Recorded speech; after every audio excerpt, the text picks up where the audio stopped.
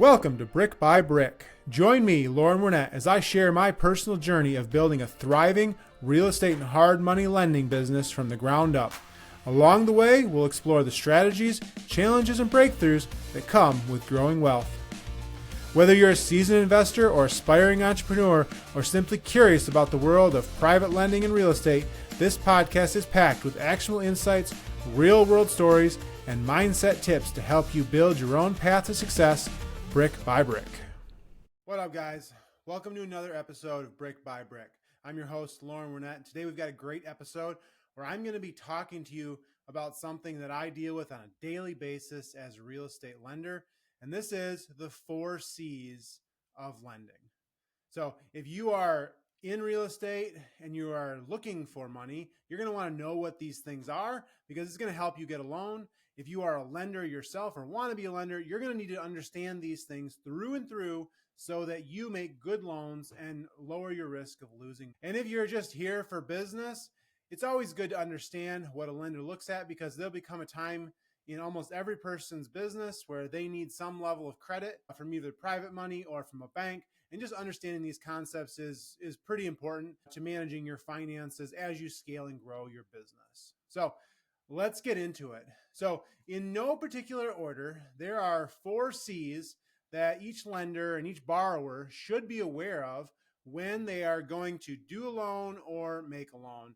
And as a lender, these things are the critical components that we build into our application process, our underwriting process, and our overall decision-making process on whether to move forward with a loan or not.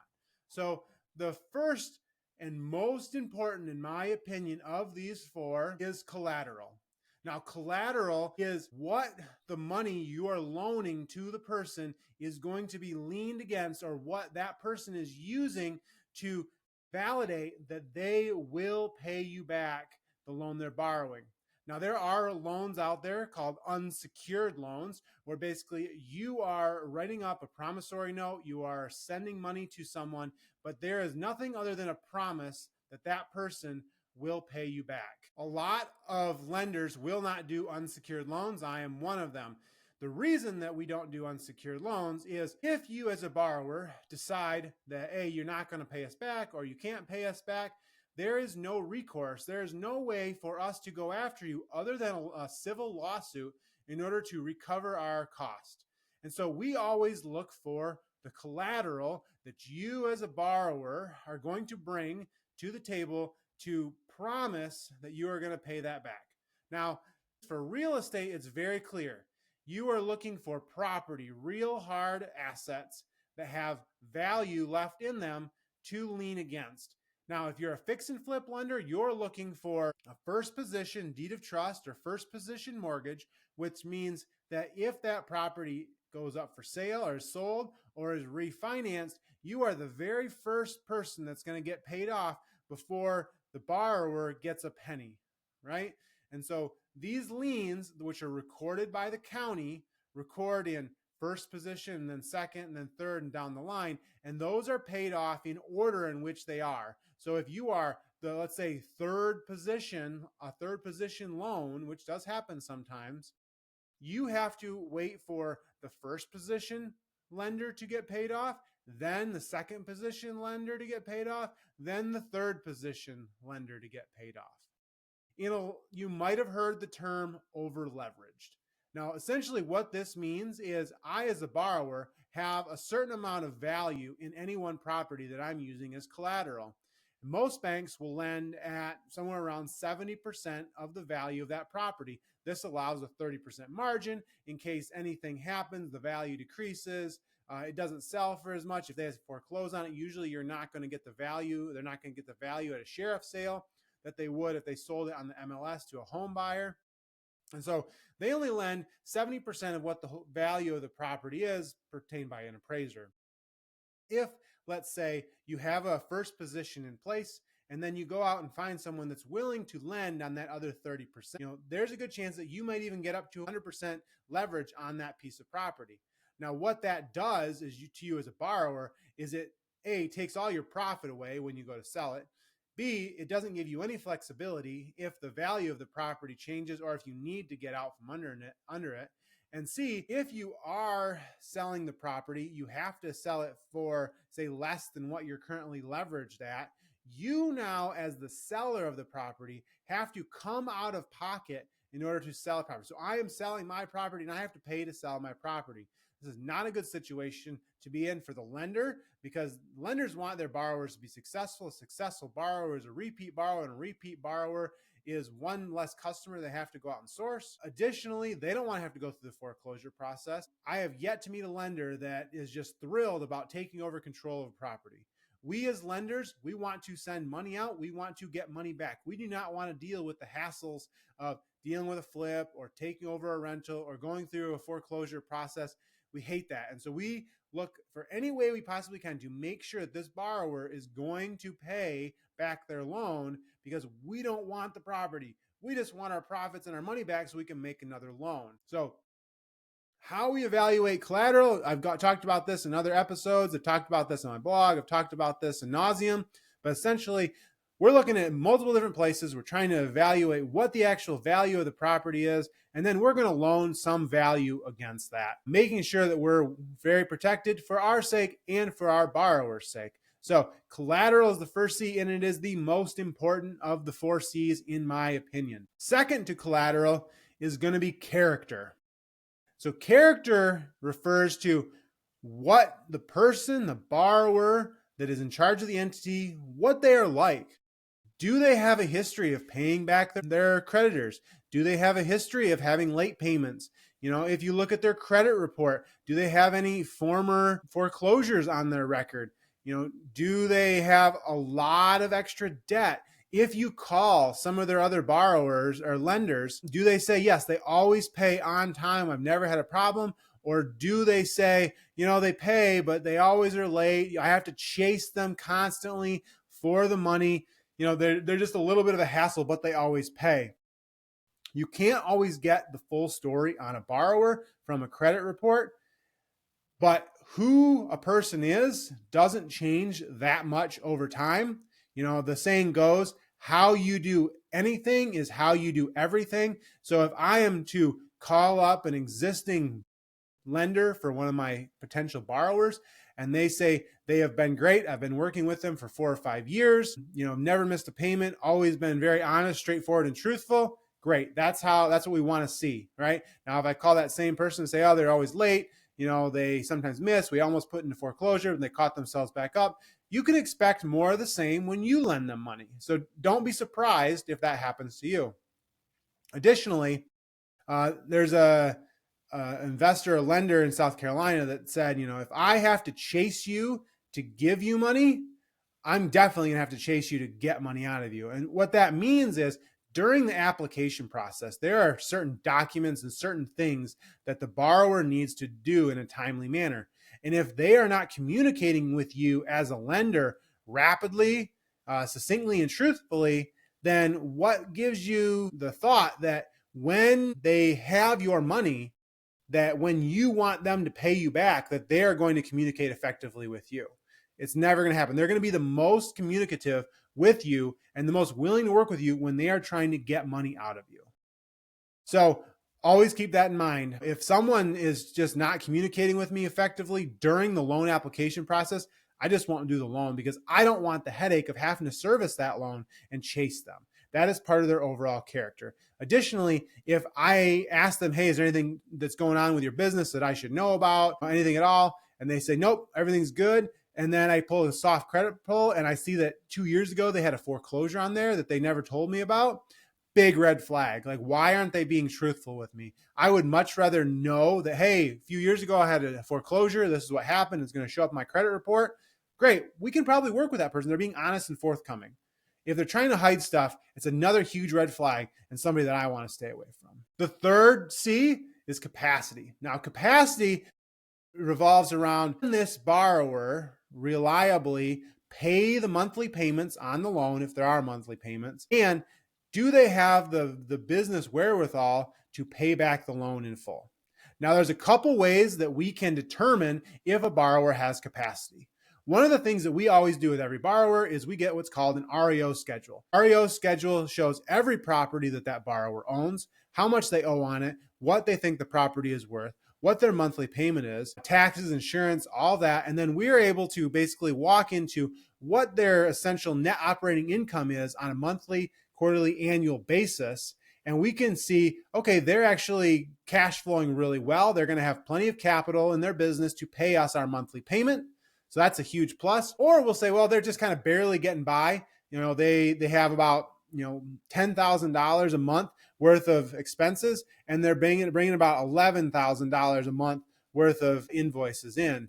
And so that's a yellow flag there, and they're barely keeping up. If there's one thing that goes wrong in their business, they're suddenly now underwater. They're not able to pay us, and we have the risk of having to foreclose on a property, which we don't want to have to do. Additionally, if they have multiple projects going on and maybe their cash flow is pretty good, but we know that they have properties that are going to come up for sale or on the market now, they're going to have big influx of cash. That's a good thing. If they have large projects going on and they know we're going to be a large outlaying of cash, that could be an issue. And so getting a good idea of where their finances sit so that we know that are they going to be reliably able to pay their monthly payments to us, which we expect. We work really hard to make sure our money is available to our borrowers when they need it, and we expect our borrowers to do the same. Additionally, when we are making loans, we are always looking at what the exit strategy is for our loans.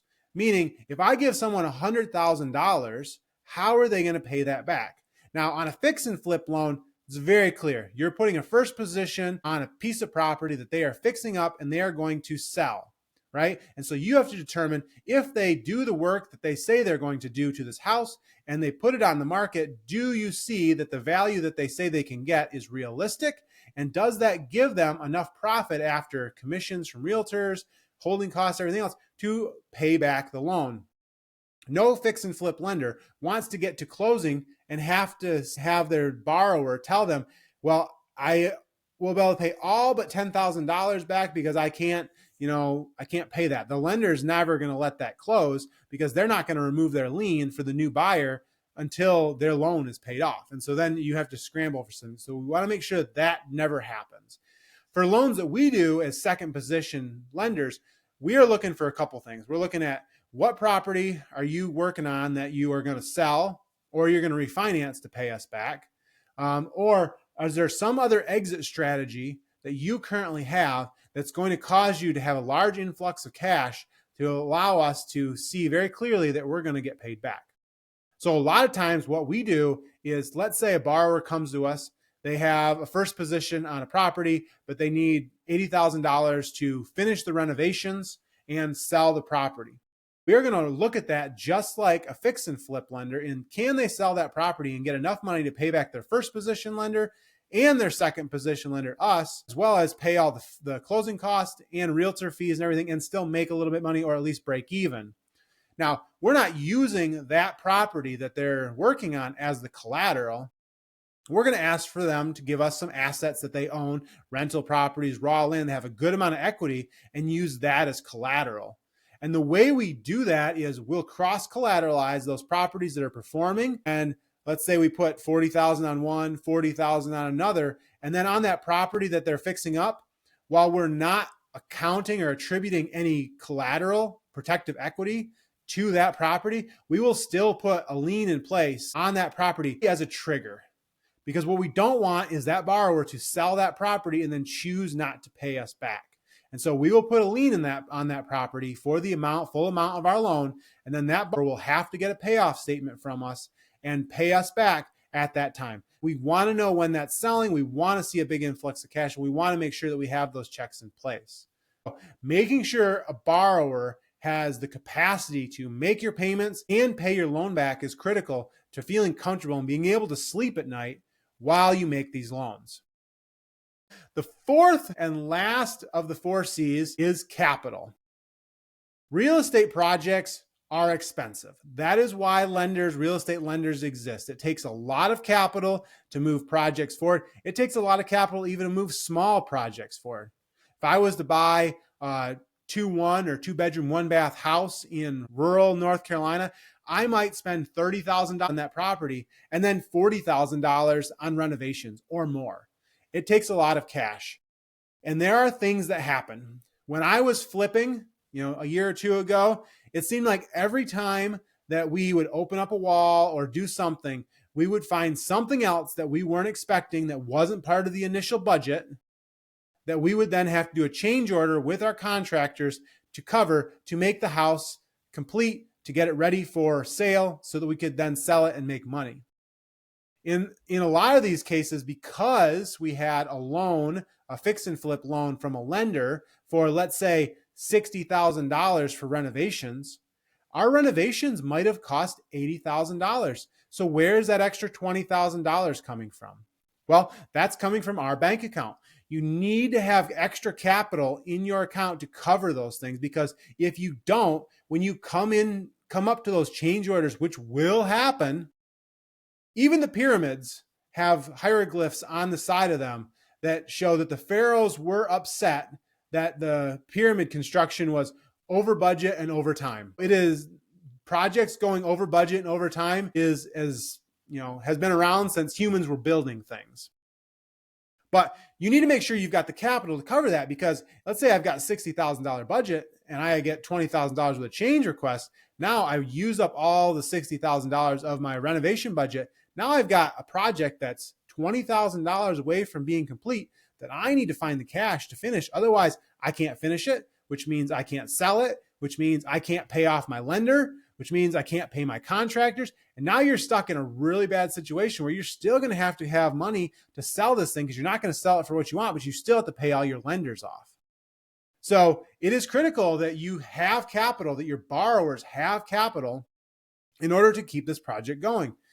A lot of lenders will require people to put some of their own money into it. This is why you hear like 90% loan to cost, which means that they're going to require you to put 10% of the purchase price into the sale or the purchase of this property, because they want to see that you've got some skin in the game.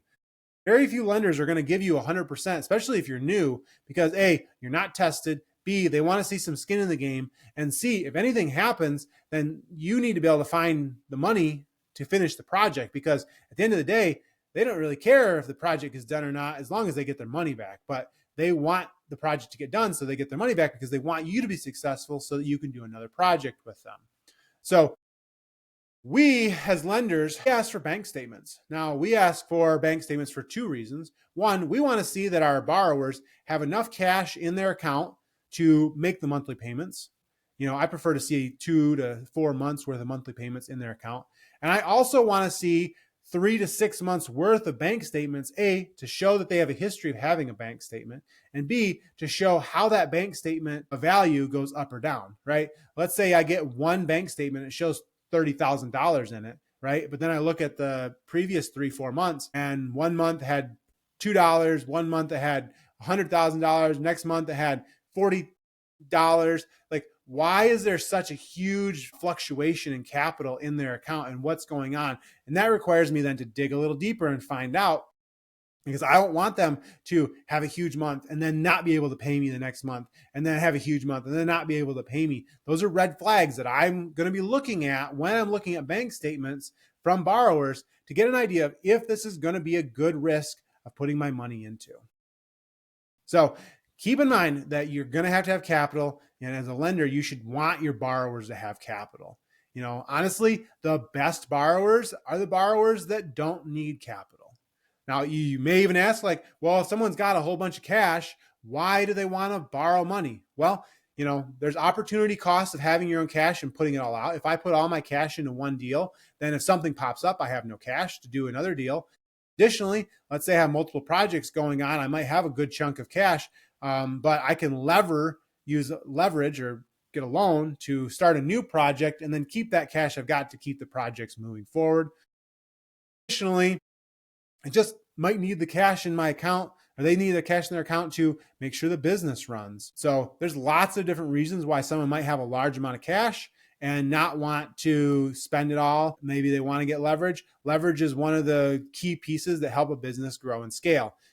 Businesses that try to grow without any leverage will always be stagnated compared to businesses that use some amount of leverage. Now, the trick is to find that balance of using enough leverage to scale, not so much that you're creating a large risk to your business.